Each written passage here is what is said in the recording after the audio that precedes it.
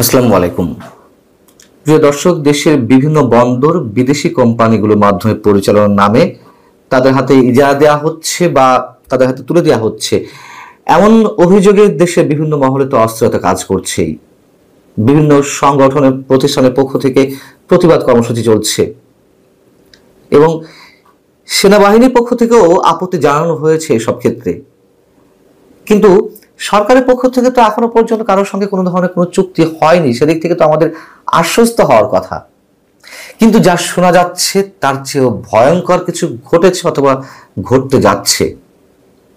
দেশের সবচেয়ে বড় যে কন্টেইনার টার্মিনাল, চট্টগ্রামের নিউ মুরিং কন্টেইনার টার্মিনাল, সেটি সরকারের মধ্য থেকে দুবাই ভিত্তিক বহুজাতিক প্রতিষ্ঠান ডিপি ওয়ার্ল্ডের সাথে চুক্তি করার জন্য একটা তৎপরতার খবর আমরা বেশ জোরে সোরে জানতে পারছি বিশেষ স্বার্থের জায়গা থেকে। সেই ধরনের কোনো চুক্তি তাদের সাথে হওয়ার আগেই ডিপি ওয়ার্ল্ডের 34 জন কর্মকর্তা নাকি চট্টগ্রামের নিউ মুরিং কন্টেইনার টার্মিনালে প্রবেশ করেছেন এবং সেখানে তারা বিভিন্ন বিষয়ে খবরদারি করছেন।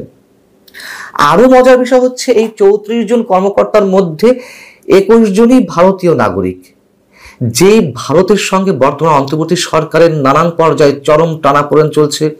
রাজনৈতিকভাবে, কূটনৈতিকভাবে, ব্যবসা বাণিজ্যিক জায়গা থেকে সরকারের সঙ্গে চরম একটি দ্বান্দ্বিক অবস্থা বিরাজ করছে।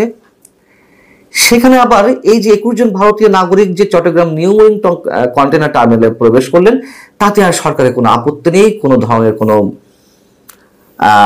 তাদের বিরুদ্ধে অবস্থান নেই, তাতে সরকার কিছু যায় আসে না।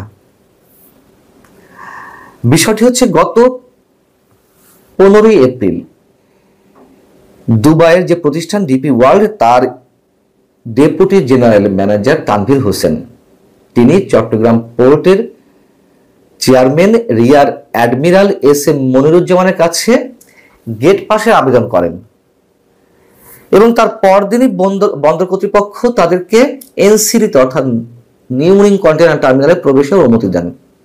সেই 21 জন ভারতীয় নাগরিক সহ যে 34 জন সেখানে প্রবেশ করেন, তাদের মধ্যে আর কোন কোন দেশের নাগরিক ছিলেন?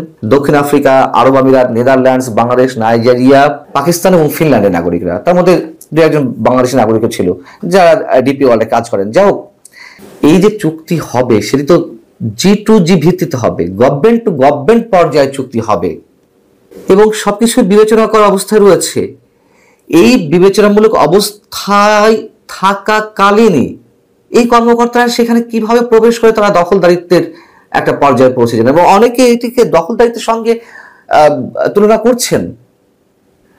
চট্টগ্রামের জাতীয়তাবাদী শ্রমিক দলের চট্টগ্রাম বিভাগীয় সাধারণ সম্পাদক কাজী শেখ নুরুল্লাহ বাহার, তিনি বলছেন যে ডিপি ওয়ার্ল্ডকে এখন তো ইজারা দেওয়া হয়নি, অথচ তাদের কর্মকর্তারা বন্দরের ভিতরে ঘোরাফেরা করছেন এবং তাদেরকে যাতে ভবিষ্যতে আর দেখা না যায় সেই দিক বিবেচনার জন্য হুঁশিয়ারিও তারা উচ্চারণ করেছেন সংশ্লিষ্ট কর্তৃপক্ষের উদ্দেশ্যে। আবার চট্টগ্রাম বন্দর জাতীয়তাবাদী শ্রমিক দলের প্রধান সমন্বয়ক মোহাম্মদ ইব্রাহিম খোকন, তিনি গণমাধ্যমকে বলছেন যে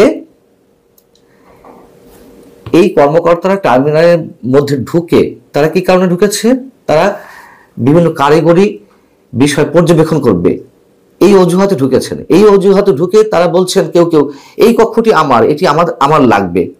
আবার কেউ আবার যন্ত্রপাতি পরীক্ষা করে জেনে নিচ্ছেন যে বর্তমান কর্মীদের সবাই এগুলো পরিচালনা করতে পারেন কিনা। মানে এই অধিকার তাদেরকে কে দিয়েছে? কোন বিবেচনার ভিত্তিতে তারা এখানে গিয়ে এই ধরনের খবরদারি করছেন?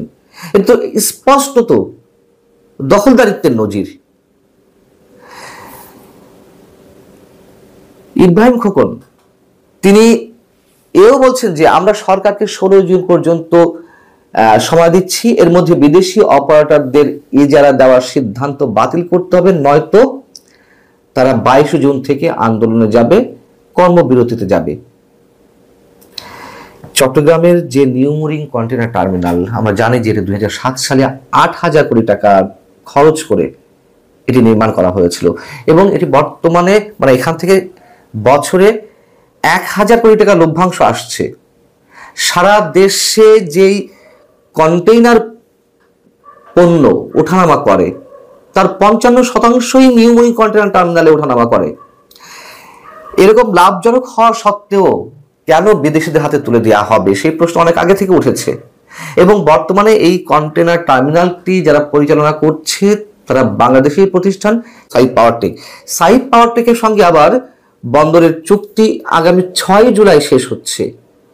আর এর জন্যই কি তড়িঘড়ি করে এই যে জুনের 2-3 তারিখ এর মধ্যেই চট্টগ্রামের এই নিউ মরিন কন্টেনার টার্মিনালে ডিপি ওয়ার্ল্ডের কর্মকর্তারা ঢুকে পড়েছেন দখলে নেওয়ার জন্য, যাতে অন্য কেউ প্রবেশ করতে না পারে, অন্য কারোর সঙ্গে চুক্তি হতে না পারে। এটি কি ভয়ঙ্কর একটি সংবাদ। আমরা এও জানি, যেটি বলতে হয় যে এই টার্মিনালটি বিদেশিদের হাতে তুলে দিতে আওয়ামী লীগ সরকারের সময়ও আলোচনায় এসেছিল। আওয়ামী লীগ সরকারও এটি বিদেশিদের হাতে পরিচালনার জন্য দায়িত্ব দিতে চেয়েছিল, কিন্তু একটা পর্যায়ে তা থেমে যায়। আওয়ামী লীগ সরকার যেসব কাজ, যেসব উদ্যোগ গ্রহণ করেছিল, বর্তমান সরকার এসে সব উলটপালট করে দিচ্ছে। সব বিভিন্ন প্রতিষ্ঠানের নাম থেকে শুরু করে যাবতীয় সবকিছুতে, বিচার ব্যবস্থারও অনেক কিছু এখন এক্সাম্পল হিসেবে আসছে। সেইখানে আওয়ামী লীগের এই যে একটি উদ্যোগ ছিল, সেই উদ্যোগটি আবার তারা পুনরুজ্জীবিত করছে মৃত অবস্থা থেকে। এর কারণটি কি? কারণটি খুবই সহজ, আমরা তো অনুমান করতে পারি। এবং আওয়ামী লীগ যখন এই উদ্যোগটি গ্রহণ করেছিল তখন অনেকের আপত্তির মুখে, বিশেষ করে বাংলাদেশের কমিউনিস্ট পার্টি সিপিবি, তারা প্রবল আপত্তি জানিয়েছিল, বিভিন্ন ধরনের কর্মসূচি গ্রহণ করেছিল, যার কারণে আওয়ামী লীগ শেষমেশ এই চুক্তিটি করতে পারেনি, বিদেশিদের হাতে বা তাদের মাধ্যমে পরিচালনার কাজটি তারা করতে পারেনি।